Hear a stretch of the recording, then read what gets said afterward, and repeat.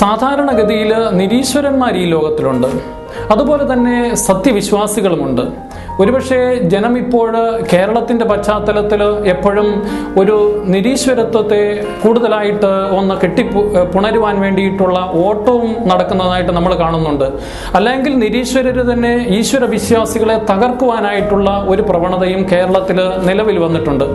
എന്തുകൊണ്ടാണ് എന്ന് ചോദിച്ചു കഴിഞ്ഞാൽ, ഒരു നിരീശ്വരനും ഒരു ഈശ്വര വിശ്വാസിയും തമ്മിലുള്ള അടിസ്ഥാനപരമായിട്ടുള്ള വ്യത്യാസം ഏതാണെന്ന് ചോദിച്ചാൽ, ഒരു നിരീശ്വരൻ അവനിൻ്റെ സാധാരണമായിട്ടുള്ള ഒരു ചെയ്തിയായിട്ട് ജീവകാരുണ്യവും അല്ലെങ്കിൽ സാധാരണമായിട്ടുള്ള കാര്യങ്ങളും ചെയ്യുമ്പോൾ, ഒരു ഈശ്വര വിശ്വാസി അവൻ്റെ അന്ത്യത്തോട് ബന്ധപ്പെടുത്തി, നിത്യഭാഗ്യത്തോട് ബന്ധപ്പെടുത്തി, സ്വർഗത്തോട് ബന്ധപ്പെടുത്തി, നാളെ ദൈവത്തോട് ബന്ധപ്പെടുത്തി, അല്ലെങ്കിൽ ഏത് കാര്യം ചെയ്യുമ്പോഴും ദൈവമേ എന്ന് വിളിച്ചുകൊണ്ട് ചെയ്യുന്നു. ഇതുതന്നെയാണ് ഇവർ തമ്മിലുള്ള വ്യത്യാസമെന്ന് പറയുന്നത്.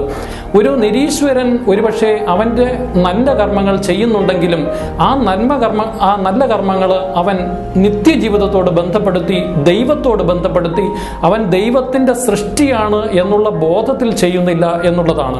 ഒരു മനുഷ്യൻ്റെ ഏറ്റവും വലിയ സൗഭാഗ്യം ഏതാണെന്ന് ചോദിച്ചാൽ, അവൻ ദൈവത്താൽ സൃഷ്ടിക്കപ്പെട്ടു എന്നുള്ള ബോധത്തിൽ അവൻ ജീവിക്കുന്നതാണ്.